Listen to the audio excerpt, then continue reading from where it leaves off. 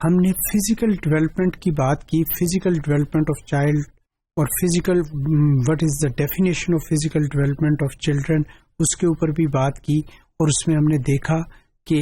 Physical development of child کی جب بھی بات کریں تو اس میں اس کی موٹر اسکل ہے، اور موٹر اسکل کو ہم نے کہا گراس موٹر اسکل اور فائن موٹر اسکل، اور اس کے علاوہ بیلنس اور کوآرڈینیشن جو ہے، ان چیزوں کو مد نظر رکھتے ہوئے جو بچے کی ڈیولپمنٹ ہوتی ہے اس کے لیے ہم ورڈ فزیکل ڈیولپمنٹ کا استعمال کرتے ہیں۔ فزیکل ڈیولپمنٹ کی ڈفرینٹ سٹیجز ہیں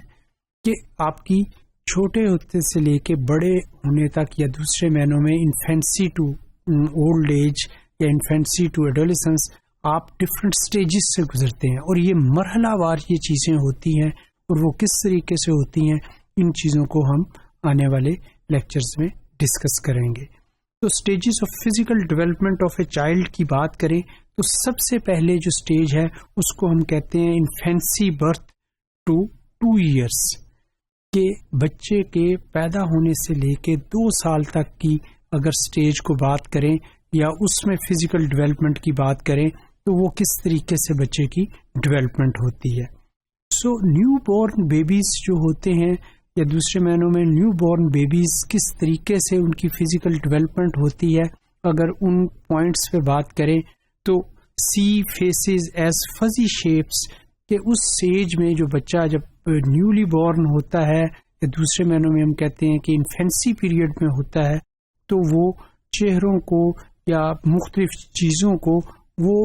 اس کے سامنے کوئی کلیئر واضح نہیں ہوتی، بلکہ ایک طریقے سے مدھم یا دھندلی دھندلی وہ چیزیں، وہ فل لیکنگ ان کلیئرٹی میں ان کو دیکھتا ہے۔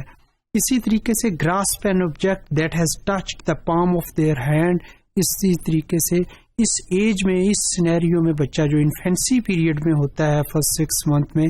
وہ کوئی بھی چیز کو پکڑنے کی کوشش کرے گا جیسے ہی اس کی وہ چیز پام کو آپ ٹچ کریں گے۔ آپ دیکھیں کہ بچہ جب انفینسی پیریڈ میں ہوتا ہے، مدرز یا اس کے پیئرز یا کوئی بھی جو کیئر گیور اس کا ہوتا ہے،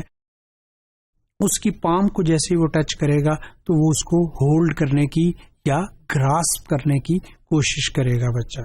سو turn their head to look for nipple اور teat if their cheek is touch, کہ اسی طریقے سے جیسے ہی مدر فیڈنگ کے لیے اس کا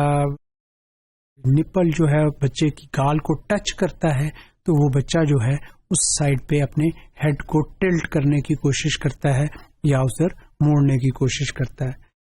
turn their head to look for a nipple اور teat if their cheeks is touch, suck and swallows, اور اسی ایج میں بچہ جو ہے چیزوں کو نگلنا اور ان کو چوسنا سیکھتا ہے۔ یہ جو اس کا انفینسی کا پیریڈ ہوتا ہے اس میں اس کی یہ ایک فزیکل ڈیولپمنٹ جو ہے بچے میں یہ ہو رہی ہوتی ہے۔ اس کے علاوہ try to make stepping movements if they are held up right with their feet on a firm surface, اسی طریقے سے پہلے 2 سال میں بچہ جو ہے کھڑا ہو کے اگر سرفیس پلین ہے اور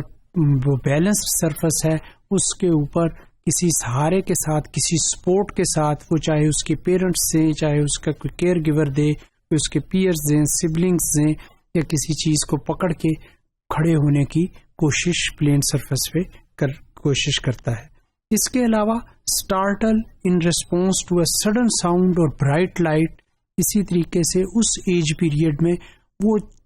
چونک جاتا ہے کن چیزوں کے اوپر، اگر کوئی شور سنتا ہے، اس کے علاوہ کوئی برائٹ لائٹ اگر اس کی آنکھوں میں تیز روشنی اگر جائے تو وہ ان چیزوں سے چونک جاتا ہے بچہ،